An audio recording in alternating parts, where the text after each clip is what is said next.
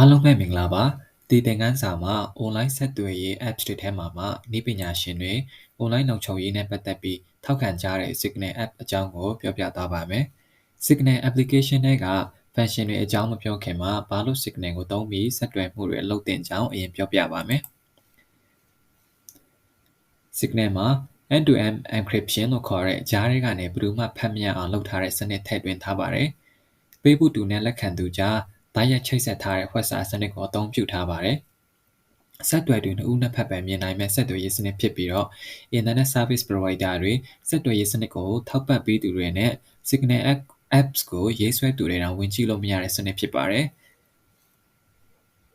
Self-destructing messages features ပါဝင်ပါတယ်။ဒါကတော့စာတွေကိုအလိုအလျောက်ဖြတ်ပေးတဲ့စနစ်ဖြစ်ပါတယ်။ပို့လိုက်တဲ့စာတွေဓာတ်ပုံတွေကိုသတ်မှတ်ထားတဲ့အချိန်ပြီးတဲ့အခါမှာအလိုအလျောက်ဖြတ်ပစ်တဲ့စနစ်တစ်ခုဖြစ်ပါတယ်။ No metadata နဲ့ contact book encryption features တွေပါဝင်ပါတယ်။ No metadata တို့ contact book encryption features တွေကတော့ကိုသုံးပြုတဲ့ Signal apps ကကိုဖုန်းထဲကဖုန်းနံပါတ်တွေအသုံးပြုသူရဲ့ ID တွေကိုပြောတဲ့သတင်းအချက်လက်တွေကိုယ့်ရဲ့တည်နေရာတွေကိုမသိသိထားဘူးလို့ဆိုလိုတာပါဒီလိုနည်းပညာတွေဟာကျွန်တော်တို့အများစုအသုံးပြုနေကြဖြစ်တဲ့ Facebook ရဲ့ Messenger တို့လိုဆက်သွယ်ရေး application အများစုမှာမပါဝင်တဲ့အတွက် Signal ကတော့လုံခြုံရေးအတွက်မဖြစ်မနေသုံးသင့်တဲ့ app တစ်ခုပဲဖြစ်ပါတယ် Signal app ကို Google Play Store, App Store တွေရဲ့ APK Viewer, Up to down စတဲ့နေရာတွေကနေ download ဆွဲလို့ရပါတယ် Signal မှာစာပို့ချင်တယ်ဆိုရင် contact ထဲကနေနာမည်ရိုက်ပြီးရှာတာပဲဖြစ်ဖြစ်ဖုန်းနံပါတ်ရိုက်ပြီးသူ့ချင်းစီကိုဆက်သွယ်လို့ရပါတယ် Signal မှာစာတွေပို့လို့ရတယ်လို့အတန်ဖိုင်တွေအတန်နဲ့ဗီဒီယိုဖုန်းခေါ်ဆိုမှုတွေလုပ်လို့ရတယ်လို့ဓာတ်ပုံတွေ GIF, GIFs တွေဖိုင်တွေနဲ့ contact တွေနေရာဒေတာအချက်လက်တွေကိုပို့ပေးလို့ရပါတယ်ပို့လိုက်တဲ့စာတွေကို react ပေးတာ copy လုပ်တာတခြားသူကို forward ထပ်ပို့တာဖြတ်ပစ်တာတွေလုပ်လို့ရပါတယ်ညာဘက်တောက်နာကအဆက်3ဆက်ကနေမြင်ရတဲ့ disappearing messages ကနေပို့ထားတဲ့စာတွေကိုသတ်မှတ်ထားတဲ့အချိန်ပြည့်တာနဲ့အလိုအလျောက်ဖြတ်ပေးအောင်ချိန်ညှိထားလို့ရပါတယ် conversation setting မှာဆိုရင်အသိပေးချက် notifications တွေကိုဖွင့်တာ chat color တွေနဲ့ဒီဖုန်းနံပါတ်ပိုင်ရှင်နဲ့ကိုနဲ့အတူရှိနေတဲ့ group တွေကိုမြင်နိုင်တာအပြင်သူ့ကို block တာတွေလုပ်လို့ရပါတယ်ကို profile ထဲကလုံခြုံရေး setting တွေကိုဆက်ကြည့်ရအောင်ပါ profile setting ကိုသွားရင်အကောက်ကိုအပေါ်ဆုံးမှမြင်ရမှာပါ change your pin မှာတော့ကို Signal ရဲ့လျှို့ဝှက်နံပါတ်ကိုပြောင်းလဲလို့ရပါတယ် pin reminder ကို on ထားမယ်ဆိုရင်ကို Signal pin နံပါတ်ကိုမမေ့ရအောင်အချိန်အတိုင်းအတာတစ်ခုမှာမကြာခဏမေးမြန်းနေမှာဖြစ်ပါတယ် registration log ကို on ထားမယ်ဆိုရင်ကို Signal အကောက်ကိုပြန်ပြီးမှတ်ပုံတင်တဲ့အခါမှာသတ်မှတ်ထားတဲ့လျှို့ဝှက်နံပါတ်ကိုမဖြည့်နိုင်ပါကအသုံးပြုဖို့ကို9ရက်ဆိုင်းငံ့ထားစေပါတယ် transfer အကောင့်မှာတော့အခြားဖုန်းတစ်ခုကိုအခုလက်ရှိသုံးနေတဲ့ Signal အကောင့်ကိုလွှဲပြောင်းလို့ရပါတယ် delete အကောင့်မှာတော့ကိုယ့်ရဲ့လက်ရှိ Signal အကောင့်ကိုဖျက်သိမ်းလို့ရပါတယ် setting တွေက check ကနေဆိုရင်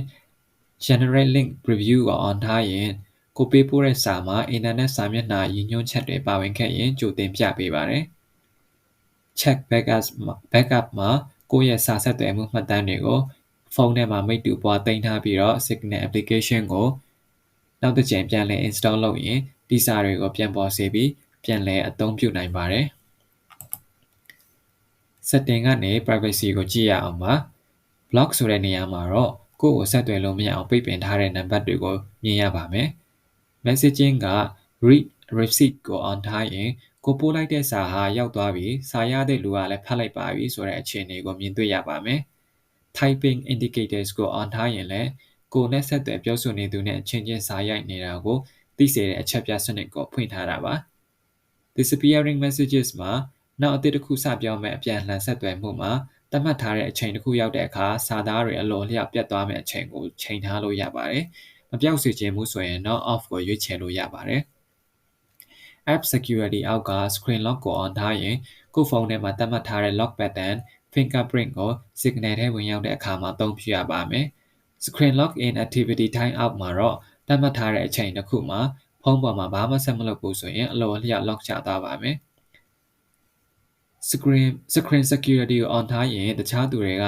Signal app မှာကိုနဲ့ဖုန်းဆက်သွယ်ပြောဆိုထားမှုတွေကို screenshot ယူထားလို့မရပါဘူး advanced ကနေတစ်ဆင့် Signal messages and calls ကိုပိတ်လိုက်ရင်ကိုယ့်ရဲ့ Signal အကောင့်ကိုဆက်သွယ်ခွင့်ပိတ်ပင်လိုက်ပြီးတော့ Signal server ပေါ်မှာကိုယ့်ရဲ့ဖုန်းနံပါတ်ကိုဖြတ်လိုက်ပြီးတော့ပြန်ပြီးအသုံးပြုချင်တယ်ဆိုရင်ပြန်လည်စာရင်းသွင်းရမှာဖြစ်ပါတယ် always relay calls ကိုဖွင့်ထားမယ်ဆိုရင်ကိုယ့်ရဲ့ IP လိပ်စာကို